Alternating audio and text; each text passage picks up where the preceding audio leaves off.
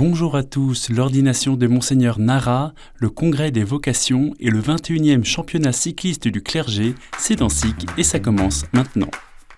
C'est dans la basilique de l'Annonciation à Nazareth que Monseigneur Rafik Nara a été ordonné évêque ce samedi 30 avril. Il a été abondamment oint de Saint-Crème durant le rite de l'ordination. D'origine libanaise, ce prêtre de Paris a été nommé évêque auxiliaire en charge du vicariat d'Israël au sein du patriarcat latin de Jérusalem. Marqué par un voyage en Terre Sainte en 1993, il s'engage pour dépasser l'hostilité et l'ignorance mutuelle avec les Juifs et entre chrétiens arabophones et hébréophones. Depuis 2016, il exerce son sacerdoce comme prêtre filei donum en Israël. Il est soucieux de la formation des laïcs et la pastorale des jeunes. À Angers, une église visée par des militants Antifa. Ce dimanche, l'église Notre-Dame-des-Victoires a été la cible d'agressions en marge de la manifestation du 1er mai. Les paroissiens en retard à la messe ont été visés par des jets d'œufs et de peinture. L'église a elle-même été légèrement dégradée, mais la messe a pu se poursuivre jusqu'à son terme. Le diocèse d'Angers regrette cet incident et affirme que rien ne peut justifier de tels actes sur un lieu public ouvert à tous et au service de la paix. La sortie des paroissiens s'est faite sereinement sous la surveillance des forces de l'ordre.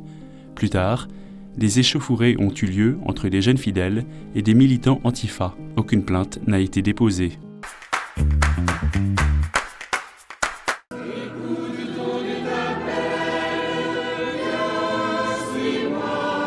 Ce sont au total 500 personnes qui ont participé au Congrès national des vocations du 28 avril au 1er mai à Paris.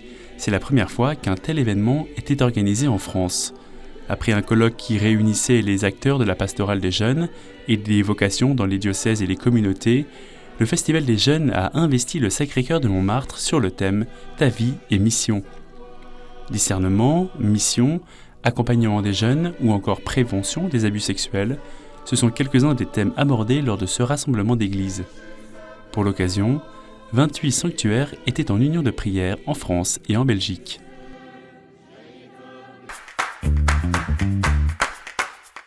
Le pape François demande un rapport annuel sur les initiatives de l'Église pour la protection des enfants et des adultes vulnérables contre les abus.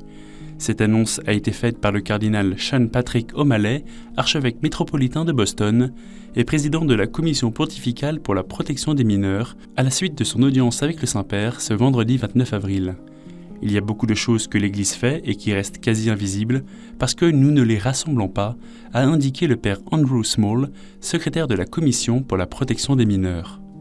La Commission s'est également vue confier le mandat d'accompagner les conférences épiscopales dans la création de centres d'écoute pour les victimes. Les reliques de Sainte Thérèse de Lisieux terminent leur pèlerinage à Erqueline dans le diocèse de Tournai en Belgique. Ce reliquaire du centenaire, l'un des 3 reliquaires provenant du sanctuaire de Lisieux et contenant des reliques de Sainte Thérèse de l'Enfant Jésus. Il a commencé à voyager en 1997 pour le centenaire de la mort de la petite Thérèse. Toute la semaine, les reliques étaient exposées à la dévotion des pèlerins dans l'église Sainte-Thérèse d'Erqueline.